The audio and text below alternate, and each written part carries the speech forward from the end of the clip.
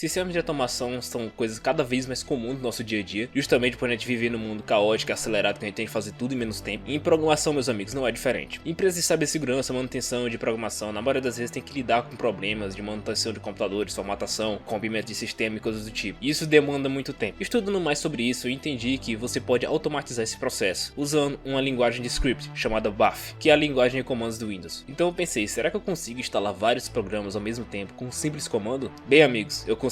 Então simbora pro vídeo.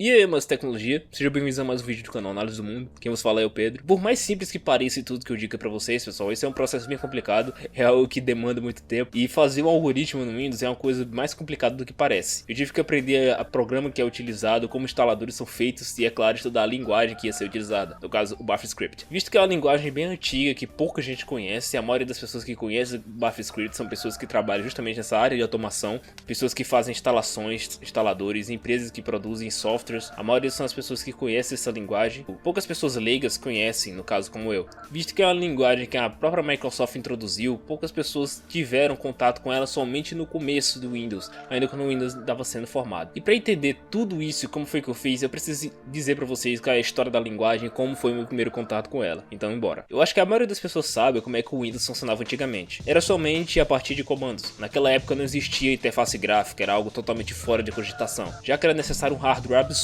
em termos de renderização de imagem. Isso naquela época era coisa praticamente impossível. Nenhuma das empresas podia ceder um hardware tão poderoso para poder testar esses sistemas operacionais com interface. Então empresas naquela época começaram justamente a criar os próprios sistemas de hardware. No caso, a Apple. A Apple, seu primeiro modelo com interface gráfica foi o Macintosh. Justamente o Macintosh teve a capacidade de transformar todo aquele código, todo aquele comando em uma interface gráfica interagível com o usuário, o que foi uma puta da revolução na época. Nessa época, o Macintosh usava um design de folhas de papel que deixava a gente bem confortável para poder utilizar o sistema, justamente para a década de 90, em que tudo tinha que ser minimalista, não podia ser uma coisa muito complicada, justamente porque as pessoas nunca tiveram contato com a interface gráfica, nunca tiveram interface numa tela de computador que pudesse ser utilizada da forma que quisesse, então tinha que ser tudo o mais simples possível. E logo depois nós sabemos da ação judicial da Apple e da Microsoft, que elas praticamente brigaram justamente por esse sistema. A Microsoft, liderada pelo Bill Gates, foi acusada de ter copiado o sistema de interface da Apple, só que isso é tema para outro vídeo, é uma coisa mais complicada que não dá para resumir tudo aqui nesse vídeo. Mas antes disso, o Windows, no caso o MS-DOS, que era o sistema desenvolvido pela Microsoft, era um sistema que só funcionava a partir de comandos. Justamente quando você comprava um computador, você tinha que justamente estudar todos os comandos, como você instalava um programa, como iniciar um programa, como deletar um arquivo, como criar uma pasta, tudo isso era feito a partir de comandos. Tudo isso que você tem hoje em uma interface simples, bonitinha, que você simplesmente aperta o botão direito e aparece todas aquelas opções, naquela época era feito tudo a partir de comandos, era uma coisa bem mais complicada. E poucas pessoas naquela época tinham a disposição e também a capacidade de comprar um sistema como esses, justamente por ser muito complicado e por a maioria das pessoas não terem muita paciência para poder aprender comandos para utilizar o computador. E isso meio que na época trouxe um certo desconforto para a maioria das pessoas daquela época, justamente por você ter que aprender uma coisa totalmente nova que você nunca viu na vida só para usar um computador, sendo que naquela época a questão da tecnologia, a questão de justamente a gente usar computador não estava sendo tão difusa ainda. Mas qual foi o meu primeiro contato com BAFScript? Meu primeiro contato com BAFScript foi quando eu voltava da escola, eu tinha uns 7 anos se eu não me engano, e um colega me chamou para jogar videogame. E eu quando era criança era muito acostumado em ver computador com Windows XP, Windows 7, Windows Vista, e quando eu cheguei lá na casa dele eu pensei que eu ia encontrar um console ou um computador desse tipo. Só que quando eu cheguei lá era uma puta do computador gigantesco, um computador, um trambolho bem grande, que quando ele ligou ficou somente numa tela preta. Eu acho que eu até comentei que o computador tava com defeito, mas ele disse que era assim mesmo. E eu fiquei intrigado com aquilo, como é que um computador pode ter somente uma tela preta e poder funcionar? E bem, esse computador na verdade tinha o MS-DOS, que é justamente o computador que eu tava dizendo pra vocês. Apesar de ser uma raridade encontrar ele hoje, naquela época, justamente para o pessoal do Brasil não ter tanta condição para comprar o Windows 7, ele acabou utilizando o MS-DOS. E justamente no MS-DOS tinha o jogo Doom. Só que a gente não sabia como iniciar o jogo.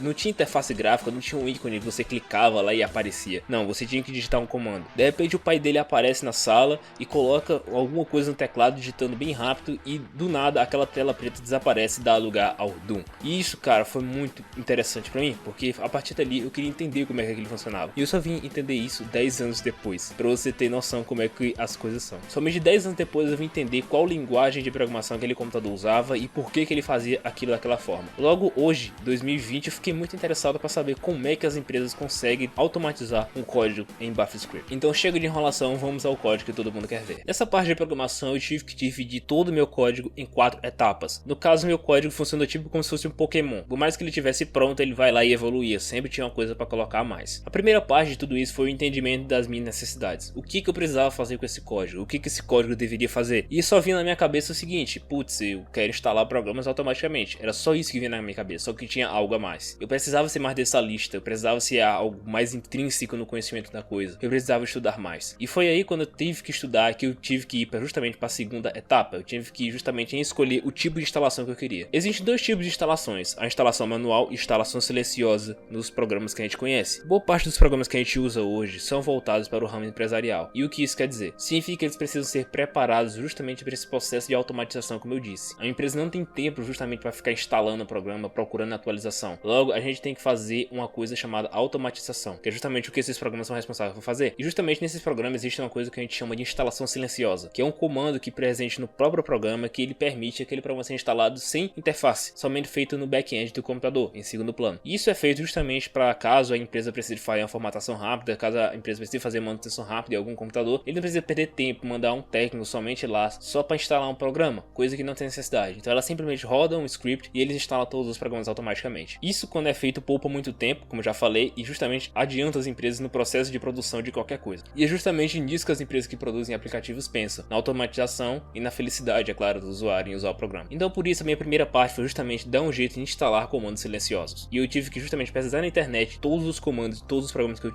queria utilizar. Nessa coisa toda, 2 ou 3 programas não instalavam de modo silencioso e eu tive que realmente iniciá-los manualmente, somente colocando para o script e iniciar o arquivo .exe de modo manual. Então vamos à terceira etapa: diferenciação de sistema. Por mais que isso pareça uma coisa besta, nem todo sistema pode portar um determinado aplicativo, justamente por ele não ter suporte, justamente por ele não ter uma espécie de reconhecimento. Como por exemplo, eu não posso instalar um drive de rede no Windows 10, já que o Windows 10 já vem com esse drive de rede. Logo, o que eu tenho que fazer é justamente rodar os programas essenciais que eu quero. Não preciso instalar drive de rede, por exemplo. Diferentemente do Windows 7, que não vem com esse drive de rede instalado, logo eu tenho que fazer um reconhecimento desse drive, para depois instalar, para depois acessar a internet, para depois instalar os programas essenciais. Logo eu precisava de uma diferenciação de sistemas, que eu justamente usei um comando for para pegar a versão do sistema e diferenciá-los em arquivo BAT, que foi praticamente onde eu criei vários arquivos BAT, high-end e low-end. High-end para um computador muito bom e low-end para um computador um pouco ruim. Logo você vai ter a diferenciação para cada sistema operacional. Então o algoritmo principal vai justamente diferenciar esse programa e vai iniciar o algoritmo necessário para o seu tipo de sistema. Se seu sistema for Windows 10 com acima de 4 RAM,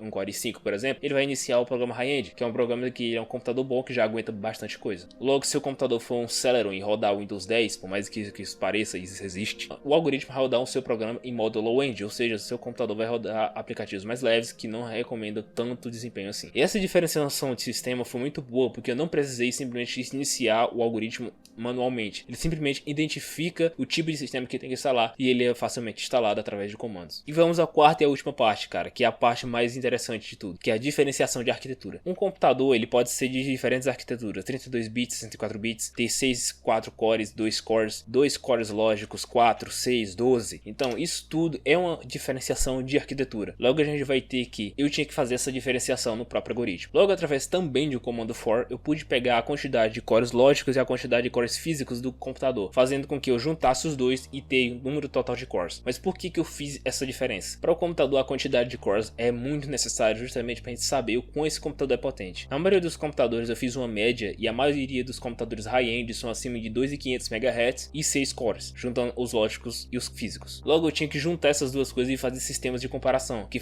praticamente uma cadeia de if e else que eu tive que fazer para fazer esse sistema de diferenciamento, já que o BuffScript não funciona o operador lógico e ou AND, que é justamente você executar duas instâncias ao mesmo tempo para depois sair para uma condição. Isso não existe em BuffScript, você tem que fazer justamente um if dentro do outro. Isso demanda muito tempo e muita organização de código. Então basicamente eu peguei os cores físicos, os cores lógicos, juntei em uma coisa só e também peguei a quantidade de megahertz que aquele processador tinha e justamente fiz o sistema de comparação. Como vocês estão vendo aí na tela, foi um algoritmo bem simples, mas ao mesmo tempo eu tive que estudar ajudar bastante, porque o BAFF não é tão comum como a gente pensa que é. Mas bem, você deve estar achando, caramba, mas tem aplicativos que só rodam em 32 bits, tem aplicativos que só rodam em 64. Bem, essa diferenciação também pode ser feita. É claro, é um algoritmo mais complicado, mas em compensação, você pode fazer também essa diferença de 64 bits e 32 bits. O próprio sistema faz isso também, o próprio algoritmo no caso. O próprio algoritmo faz isso também. O algoritmo possibilita diferenciar as arquiteturas. Logo ele instala programas em 64 bits e programas em 32, possibilitando também a gente fazer uma diferenciação bem mais simples.